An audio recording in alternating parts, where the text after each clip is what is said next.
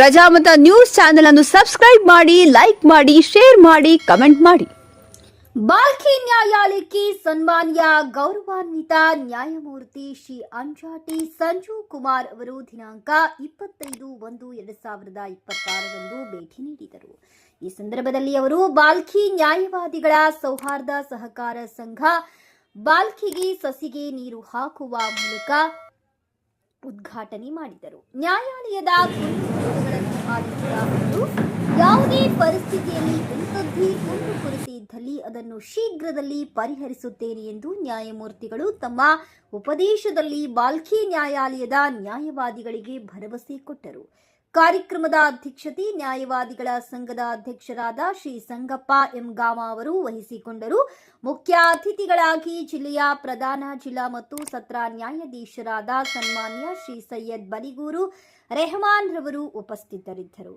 ಅತಿಥಿಯಾಗಿ ಬಾಲ್ಕಿ ನ್ಯಾಯಾಲಯದ ಹಿರಿಯ ಶ್ರೇಣಿ ನ್ಯಾಯಾಧೀಶರು ಸನ್ಮಾನ್ಯ ಶ್ರೀ ರಾಘವೇಂದ್ರ ವೈಜನಾಥ್ ಅವರು ಹಾಜರಿದ್ದರು. ಅದೇ ರೀತಿ ಕಿರಿಯ ಶ್ರೇಣಿ ನ್ಯಾಯಾಧೀಶರಾದ ಶ್ರೀ ದೇಶಭೂಷಣ್ ಕೌಚಲಗಿ ಉಪಸ್ಥಿತರಿದ್ದರು.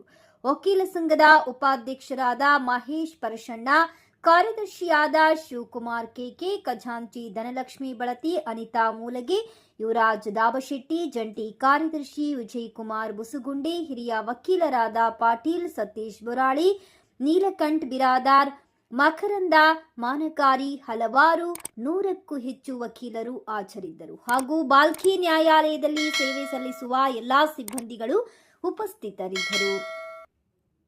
ವರದಿ ಸತೀಶ್ ಕುಮಾರ್ ಕಲಾಬೀದರ್.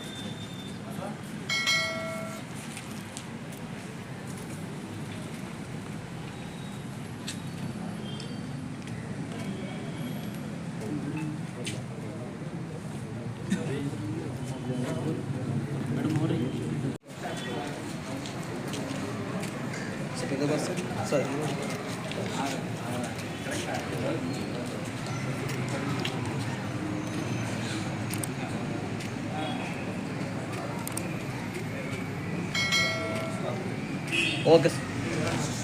ಈ ಸಭೆಯ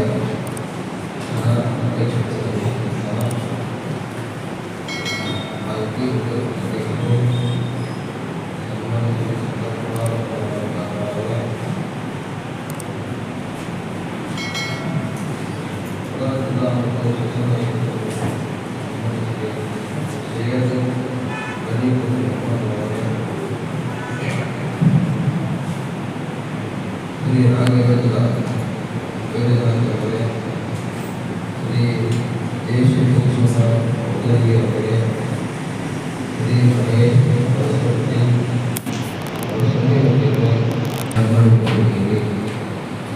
ಹಳೆಯ ಎಲ್ಲ ಮಕ್ಕಳು ನಮಗೆ ಆದರೆ ನೀವು ನಮ್ಮೆಲ್ಲ ಬರ್ತಿದ್ದೀರಿ.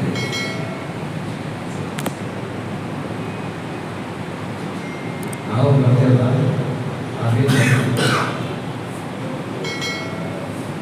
ನಮ್ಮದು ಒಂದು ಅಭ್ಯಾಸ ಏನು ಅಂತ ಹೇಳಿದ್ರೆ, ಎಲ್ಲಿ ಸಮಸ್ಯೆ ಇದೆ ಅಂತ ಅಲ್ಲಿ ಆಗುವಂಥ ಒಳ್ಳೆಯ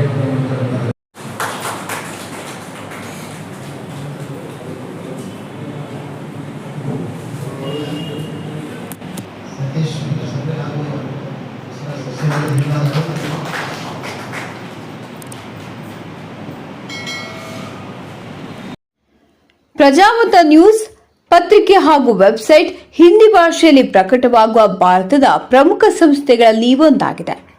ಮೊಬೈಲ್ ಮತ್ತು ಡಿಜಿಟಲ್ ಪ್ರಕಾಶನದಲ್ಲಿ ನಾಯಕರಾಗಿ ನಾವು ವಿಭಾಗಗಳಾದ್ಯಂತ ವಿಷಯವನ್ನು ಪ್ರಕಟಿಸುತ್ತೇವೆ ಮತ್ತು ಸುದ್ದಿ, ಜ್ಯೋತಿಷ್ಯ, ಆಧ್ಯಾತ್ಮಿಕ, ಧಾರ್ಮಿಕ ಮತ್ತು ಮನರಂಜನಾ ವಿಷಯಗಳಲ್ಲಿ ನಾಯಕರಾಗಿದ್ದೇವೆ. ಕೇವಲ ರಾಜಕೀಯ ಕಾರವಾದ ಮಾಹಿತಿ ನೀಡುವುದಷ್ಟೇ ಅಲ್ಲ, ಅವರಲ್ಲಿ ವೈಜ್ಞಾನಿಕ ಆಸಕ್ತಿಯನ್ನು ಹೆಚ್ಚಿಸುವ ರೀತಿಯಲ್ಲಿ ಸುದ್ದಿಗಳನ್ನು ಸಮಾಜದ ಮುಂದೆ ಇಡುವುದು ನಮ್ಮ ಉದ್ದೇಶ. ನಾವು ಸಮಾಜಕ್ಕೆ ಅಂತ ಮಾಹಿತಿಯನ್ನು ನೀಡಲು ಬಯಸುತ್ತೇವೆ. ಅದು ಅವುಗಳನ್ನು ಗಂಭೀರವಾಗಿ ಪರಿಗಣಿಸಬೇಕು, ನವೀಕರಿಸಲು ಮಾತ್ರವಲ್ಲ, ಸರಳವಾದ ಆದರೆ ಗಂಭೀರವಾದ ಪದಗಳಲ್ಲಿ ಸಾರ್ವಜನಿಕರ ಅನುಕೂಲಕ್ಕಾಗಿ ಸಾರ್ವಜನಿಕರ ಸುದ್ದಿಗಳನ್ನು ಸಾರ್ವಜನಿಕರಿಗೆ ತಲುಪಿಸಬೇಕು ಎಂಬುದು ನಮ್ಮ ಪ್ರಯತ್ನವಾಗಿದೆ.